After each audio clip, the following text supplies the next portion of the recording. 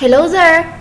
Good day to our listeners and learners. So today, we're going to tackle differentiating mark-on, markdown, and markup for business mathematics students. This is part of Quarter 1, Module 6 in Senior High School. So let's proceed. First, let's have the learning objectives. Define mark-on, markdown, and markup. The second one, differentiate mark-on, markdown, and markup. And the third one, determine mark-on, markdown, and markup on a given situation. So first, let's have this essential question. What is your main reason in managing or building a business? Ano ba yung reason natin kung bakit tayo nagtatayo or nagmamanage ng business, either big or small business? Yes, of course, is to gain profit. Siyempre, para kumita tayo. So, ngayon, this is the essential information. Knowing the concept of inflation and deflation is important in any business or even in the customers. So, yung concept ng inflation and deflation, kailangang malaman natin kung tayo ay nagmamanage, nagpapatakbo ng business. Sarili man natin yun o hindi. So, dito, in this situation, if we know the concept of inflation and deflation, we can adopt, we can think of many strategies and the way para mag-cope up kung ano yung problem, kung ano yung challenges na kinahaharap ng ating business. So, let's proceed. Let's have markup. So, what do we mean by markup? When we say markup, amount that the seller charges to a product which is over the cost to obtain a profit. So, ibig sabihin, ito yung amount na dinadagdag natin doon sa total cost ng isang product na gusto nating ibenta. So, lalagyan natin siya ng certain percentage para magkaroon tayo ng profit o magkaroon tayo ng kita doon sa item na yon. For example, if you are selling bag, nabili mo yung bag na yon for 500 pesos. So, magdadagdag ka ng certain amount. Let's say, you're selling that bag at 750. So, you added 250. So, that is what we call the markup. Yung amount na dinagdag mo. Next, what is markdown? When we say markdown, this is the reduction in the selling price of a product which occurs in response to a certain market condition. So when we say markdown, ito naman yung you're going to put your selling price lower versus dun sa original selling price. Magkakaroon tayo ng konting discount. So, yun yung term. Discount para makasabay tayo dun sa market condition. So, when we say market condition, ito yung customer mo, yung environment mo. So, yun yung kinukonsider natin doon kung bakit tayo nagkakaroon ng markdown or even in markup. Next, let's have mark-on. When we say mark-on, price of a product increase after another increase. So, let's say, if you're selling a product, nagkaroon ka na ng increase. And, tingin mo, wow, mabili siya. Wow, season ngayon. So, wow, in demand yung product na to. After you added a certain amount, dahil nakita mo na fast moving yung item na yon, nagdagdag ka ulit ng amount to gain more profit. So, that is what we call the mark-on. And, after knowing the definition of markup, markdown, and mark-on, let's have another terminologies na kailangan maging familiar tayo kasi ginagamit din siya in buying and selling topic. So, let's have the selling price. So, when we say selling price, this is the price which the seller put on a certain product or service. So, when we say selling price, eto na yung kung magkano mo siyang ibinebenta. Magkano yung price mo na ibebenta mo yung item na yon sa customer. Okay? Or yung service. Next, we have the cost. the price paid to obtain or purchase an item. So when we say cost, magkano this is the amount kung magkano yung nagastos mo o yung pagkakabili mo dun sa item na yon. Okay? So kung nabili mo yung item na yon ng 300 pesos, so that is the cost. But always remember, sa cost, kasama dyan yung expenses. For example, nandito ka sa Gabaldon and you are owning a sari-sari store. So, sa Cabanatuan City ka, nag-grocery ng paninda mo. So, pumunta ka ng Cabanatuan and yung cost mo sa lahat ng groceries na nabinili mo is, let's say, 5,000 pesos. Pero, kasama sa cost na yon yung other expenses. Yung gasolina mo or yung pamasahe mo. So, those are the other expenses and that is included in the cost before you put markup. Okay? Next, let's have expenses. The cost of which a business is spent on their operation. So, yung expenses kasi, eto yung mga, for example nga, meron kang other miscellaneous na binili or ginamitan. For example, yung kanina nga, the gasoline, yung food mo dahil inabot ka ng maghapon sa paghahanap ng iyong paninda. So, that is what we call the other expenses. Yung expenses or even yung, kung halimbawa may tindera ka dun sa grocery mo, yung sweldo nila, that is part of the expenses. So, yung kuryente, yung tubig, so lahat ng pera na nagpapaikot, nag-ooperate doon sa business mo, that is what you call the expenses. Okay. Next, let's have the profit. The amount obtained when the revenue of a business activity exceeds the total cost. So, madalit salita, profit is what you call the kita. Ito na yung kinita mo. Labas na dito yung puhunan mo and yung expenses na ginagamit mo to operate your business. For example, pinag-add mo na lahat ng bayad sa kuryente, bayad sa tubig, sweldo ng mga employee mo, and yung puhunan mo, nilabas mo na. Kung ano yung matitira, that is what you call the profit. Exceeds the total cost. Okay? So, that is the profit. Kung magkano yung naiwan at yun yung tinatawag mo na kita. Okay, next. Rate. The amount of a charge with reference to some basic amount, it is usually expressed in percent. So, rate, ito yung percentage kung magkano yung dinadagdag mo, yung markup mo, or your markdown. For example, you put your slow-moving item on sale. Sabi mo doon, 50% discount. So, yung 50% na yun yung amount ng discount ng certain product.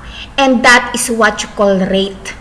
Okay? So, yun yung tinatawag natin na rate. Kung magkano, kung ilang porsyento ng cost mo yung dinagdag o ibinawas doon sa iyong item o sa iyong service. So, clarify ko lang, medyo out of the topic ito, maririnig nyo kasi lagi yung word na product or item at yung service. So, meron kasi tayong dalawang klase ng business. It's either product o yun yung item, ito yung nagbebenta ka. Or, pwede rin yung service. Pag sinabi naman natin na service, ito yung for example, ay nag-o-offer sila ng service, yung Converge, yung internet, for example. The water refilling station, service din yun, pero meron din silang product. Yung Globe Telecom, that is service. Yung Smart, that is service. Ang ino-offer nila sa inyo, serbisyo, hindi produkto. Okay? So, yun yung dalawang klase. So, doon iikot yung ating business. Okay, next. Break even. The point when the income of business is equal to its expenditure, showing that there is neither profit nor loss. When we say break even, this is applicable when you put markdown on your item or in your service. Pag nag-markdown tayo kasi, nag-put into discount tayo, nag-put on sale tayo, pwede kasi ang tendency nun, mag-equal lang siya dun sa cost or pwede ka rin malugi. Ibig sabihin ng break-even, wala kang nakukuhang profit. Kasi, for example, hindi siya ganun kabenta. Nabili mo siya, tapos hindi pala siya ganun kabenta. Gusto mo na siyang ma-dispose. Gusto mo na siyang mabili. So, isi-sale mo siya. For example, sa NE, kung nagpupunta tayo sa NE Bake Shop dito sa ating bayan ng Gabaldon, meron sila dong sinasale yung may expiration na same date ngayon. For example, ngayon, may expire na yung tinapay na yon, sinasale nila yon. So, pwede doon sa tinapay na yon, mawawalan sila ng kita or pwede silang malugi. Kasi, that is, hindi na na-reach yung cost noon or hindi na siya nag-exceed doon sa cost. That is what you call break-even. Okay, let's proceed.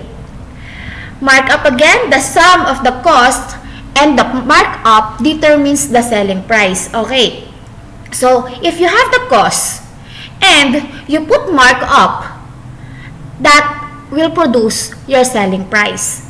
Pag sinabi ulit nating selling price, ano na nga ulit yun? Yes, selling price kung magkano mo nang ibinibenta ang inyong product sa inyong customer.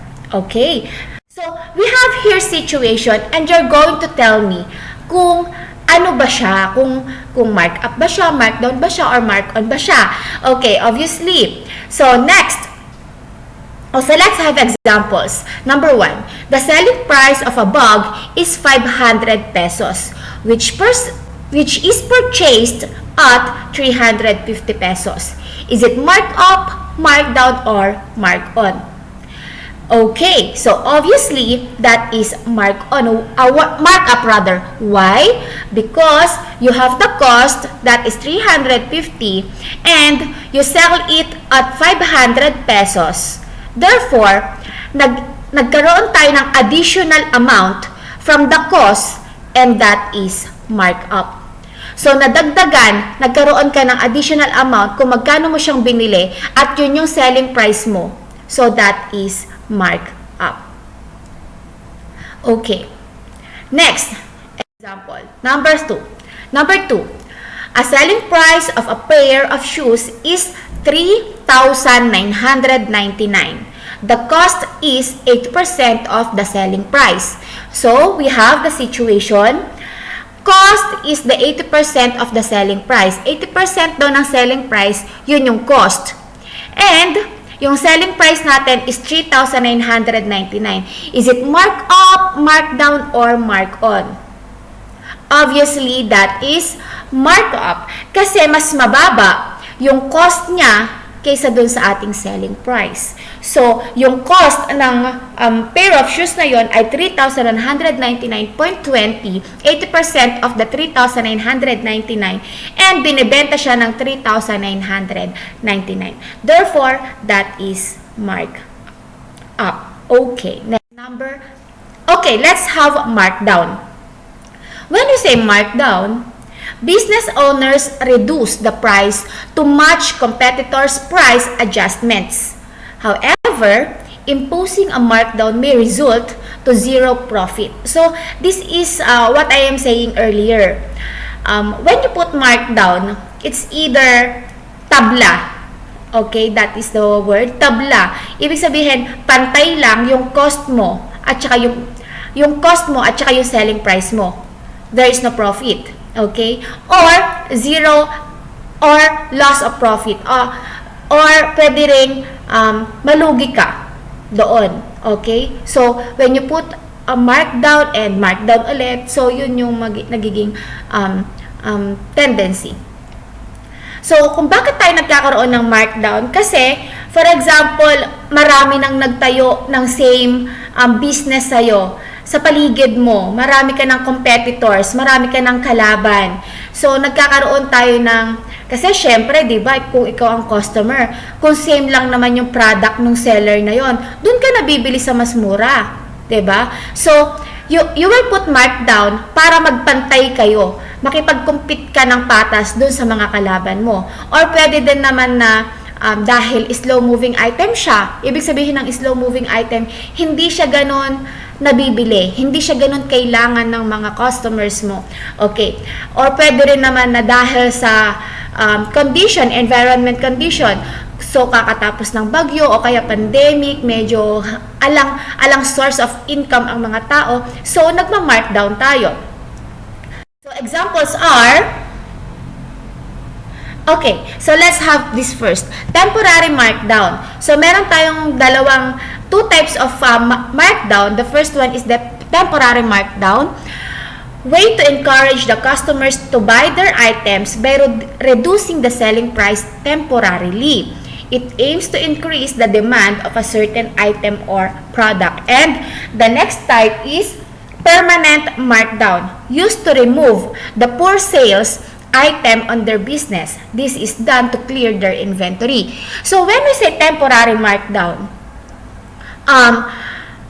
hindi siya, for example, sale lang siya ngayong araw. Ganyan. One of the market strategies yan ng mga businessmen. Maglalagay tayo ng, for example, ay yung mamahaling bag. Sale lang siya ngayong araw. O for example, sa Shopee. Okay, sa Shopee. Diba, meron silang sale every 8-8, ganyan, 10-10, o yung aabangan ulit natin na 11-11. So, meron silang sale na ganon.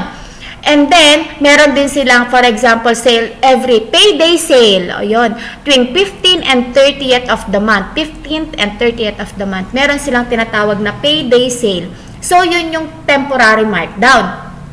Hindi siya permanently na nakasale. Okay? So, permanent markdown naman, yung hanggang hindi ubos itong item na to, sale siya. So, yun. So, yung gusto mo na siya maalis dun sa inventory mo. Ganyan. So, naka-sale siya. So, let's have the example. Number 3. The original selling price of a bed frame is 8,000. The owner wants to remove this item on his inventory. So, he put it on a 20% sale for the item just to reach the break-even point. Okay, so this is the example of markdown kasi binabaan ni owner yung bed frame niya from 8,000 pesos ng 20%. So nagkaroon siya ng sale. So that is the reason why this example considered as markdown. Okay, next.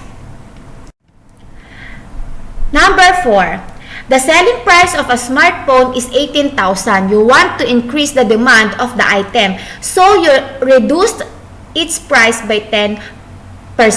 Okay. So, ang selling price ng smartphone na yon ay 18,000.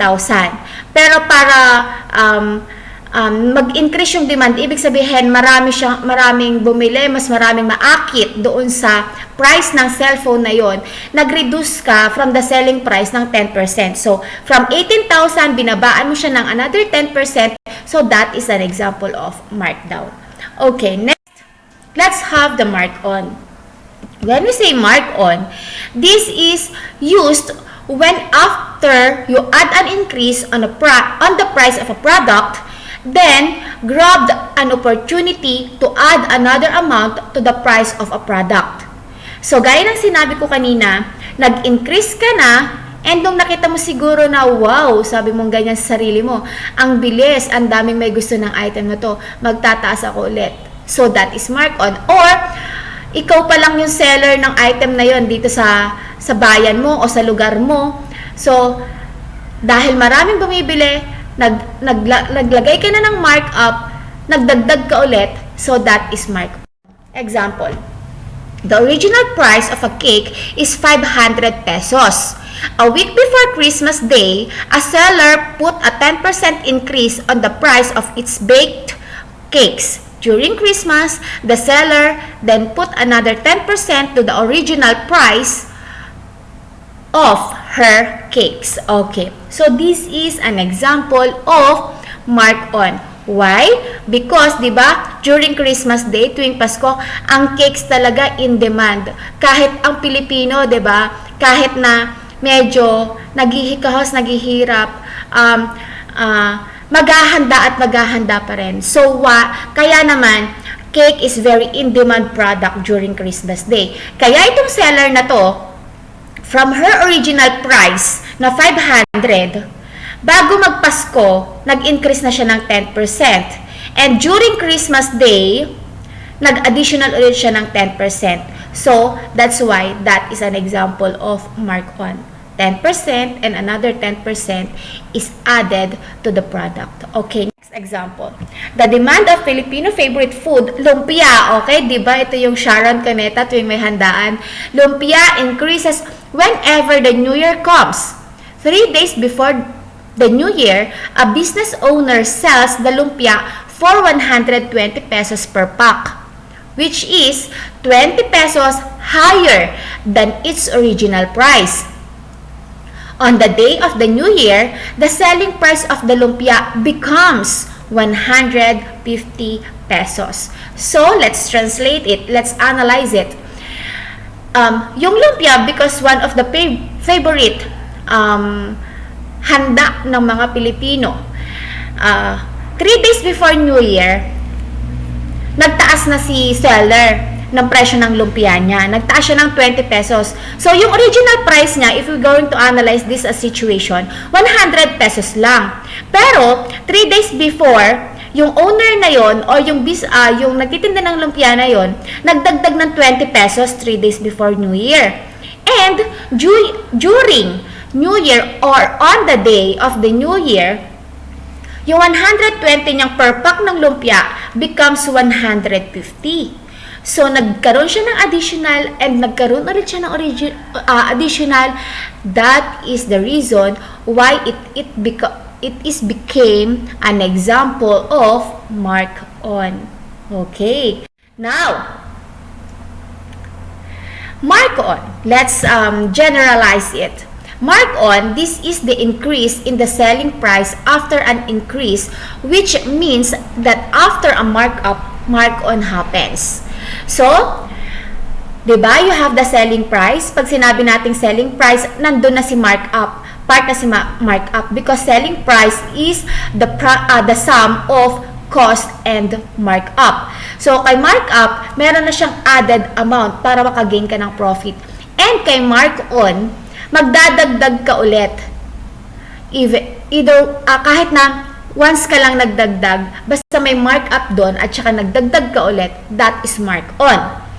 And then, let's have these exercises. Directions. On a separate sheet of paper, determine whether markup, markdown, or mark-on is used in the business for pricing their product. Okay, I will pause and then let's try to answer, okay? An appliance center offers a 20% sale on all their items. So, is it mark up, mark down, or mark on? You have your time to answer. Yes, very good. That is mark down. Why? Because put 20% sale. Basta pag may nakita kang discount at saka sale, mark down na yon. Okay, number 2. The selling price of a branded perfume is 750, which is purchased at a cost of 500 pesos. Is it mark up, mark down, or mark on? You have your time to answer. Very good. That is an example of mark up because the perfume owner purchased the perfume at 500 pesos and sells it at 750. Nagkaroon siya ng additional amount doon sa perfume na yon to gain profit. Okay, so that is an example of markup. Next, let's have a school supply store made an advertising of their back-to-school promo. A box of pen cost 120 and was sold for 150 pesos. Is it mark up, mark down, or mark on? Correct. That is markup. Okay? So, si school supply store owner na may promo siya na back to school promo, and yung box of pen nabili niya ng 120, binenta niya ng 150, so there is an additional amount of from the cost, so that is markup. Okay, next, Richard decided to put his smartphone in the market with a selling price of 8,500. The phone cost 8,300 plus a shipping fee of 300. So, is it markup, markdown, or mark on? You have your time to answer. Okay, very good. So, that is markdown. Ma'am, bakit po siya naging markdown? 8,300 lang naman po yung cost ng cellphone. Diba? Sabi ko kanina na kapag naglalagay tayo ng markup, kasama lahat ng expenses. So, ibig sabihin, shipping fee is included to the cost. So, 8,300 plus 300 equals 8,600, diba? Sinold niya lang or sinell niya lang yung kanyang smartphone ng 8,500. So, meron siyang 100 pesos na mababa dun sa kanyang cost. So, kaya siya naging markdown. Okay, next. Oh, naka-appear na yung answer, but okay, let's discuss it. On a regular day, a computer can be rented for 20 pesos per hour. On the first week of the opening of classes, the computer owner added 5 pesos more than the original price. And on the second week of the opening of classes, he added again another 10 pesos due to the demand of the students who are having the research and practicals. Okay, so it is mark on. It is already appeared. Bakit po siya naging mark on? Kasi si computer on a regular base, nare-rent lang siya ng 20 pesos per hour. Pero nung first week of the opening of classes, nagdagdag si computer owner ng 5 pesos per hour. So, naging 25 na siya. And then, nung second week na ng opening of classes, nagdagdag ulit siya ng 10 pesos. So, naging 35 pesos na per hour, which is originally 20 pesos lang. So, there is a added and added. So, that is mark on. Okay. So, let's have this key takeaways. When we say markup, it refers to the amount added to cover the cost and expenses of a business owners. And when we say markdown, refers to the reduction of the selling price. Mark on, the price of a product increase after another increase. Okay? So, markup, ito yung amount na dinadagdag natin from the cost. And then, markdown, ito yung reduction of amount from the selling price. Selling price yung basis natin dun sa markdown, ha? Okay, and mark on kapag nagkaroon tayo ng additional increase ng price after markup. Okay, so I hope you learned. And thank you for joining me to discuss and understand this markup, markdown, and mark on. So this is Ma'am Giselle. So good luck and happy answering your learning activity sheets. Bye!